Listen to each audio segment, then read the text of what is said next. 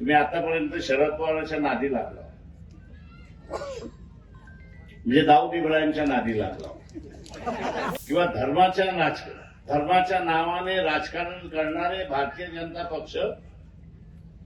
इथे जागा किती आहे? कॉर्पोरेशनच्या जागा किती आहे?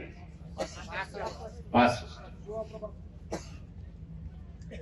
हा जो आलुतेदार आहे, बलुतेदार आहे, पांचाळ समाज आहे, लहान ओबीसी आहे, किती जागा दिल्या?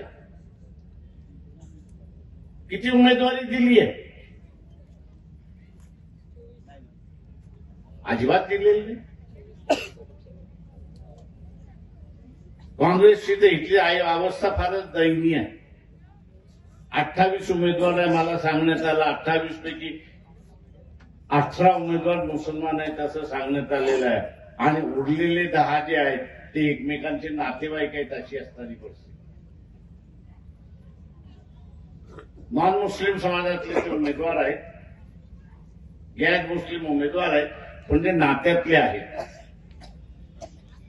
मी काँग्रेसवाल्यांना तेच म्हणत होतो की तुमच्याकडे आता राहिलेला मतदार एकच राहिला, तो मुसलमान.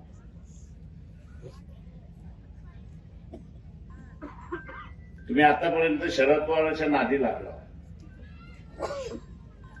म्हणजे दाऊद इब्राहिमच्या नादी लागला, आणि म्हणून तुमची ही हालत झाली. काही ठिकाणी शानपणा आला, काही ठिकाणी शानपणा आला. मी इथला बाबा दुरानी आणि ते बाळापूरचे असणारे उमेदवार खतीफ,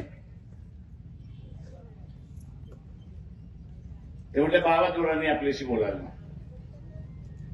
त्याला म्हटलं बाबा दुरानीचं राजकारण आम्ही आणि मकराम पवार यांनी म्हटलं सुरुवात केलं, त्याला विचार.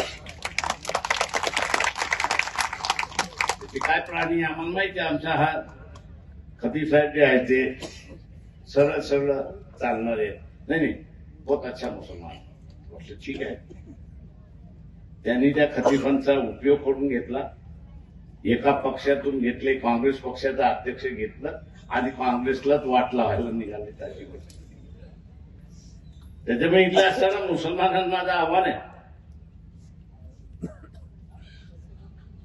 इथल्या मुसलमानांना माझं आव्हान आहे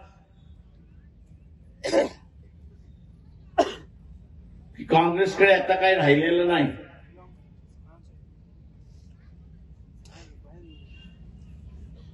काँग्रेसकडे एका काळी मतदार होता, तो आता राहिलेला नाही.